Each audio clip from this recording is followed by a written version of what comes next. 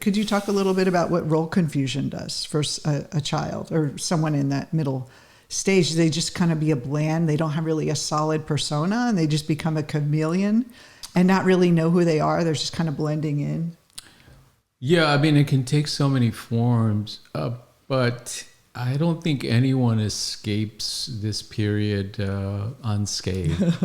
It's a difficult passage. This is where in traditional cultures, people would have to undergo an initiation of some sort because they were entering adulthood. In our culture, for some reason, we think of adulthood only after 21 or something like that. But really, we become adults around 14 years of age, somewhere around there.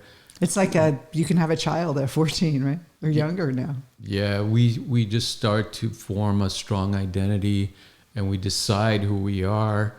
And that is adulthood, essentially. You're making decisions for yourself. What role confusion does, it makes you very unsteady in that sense of self, so that you're all over the place. Your behavior might be erratic. You might be okay in certain environments, certain situations, but then insecure in others. Do you feel like, for me, I would think, and correct me if I'm wrong, that it's like you become more isolated? So people that are really isolated, kids that get into trouble or get depressed, they're really isolated. They don't belong to any group because they don't know who they are, and they're just kind of, it's like you said, very bland, kind of confused. And that can cause like depression and withdrawal from social settings. And then they're in the room a lot. And, a parent's like, why does Jimmy stay in his room all day? And he doesn't have any friends. And that isolation can happen. And so helping someone understand that you can develop a persona, like, who are you? And I love, again, the creativity, like giving them permission to not just let their peers decide who they are, and they get to consciously choose who they are, is a very powerful. That would be a powerful way to go through that stage.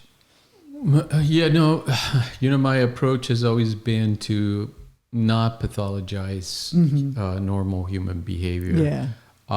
Again, I think it is a challenging period in our lives, but it's all, let's say, it's all full of potential, because even when we get into trouble at this stage, it's an opportunity for growth. It's an opportunity to experience life directly, to really test ourselves. And really, often kids that get into trouble, what they're doing is they're creating their own initiations into life. Right? Instead of just blending in and succumbing to the wills of the group and just playing along, they're basically facing it head on.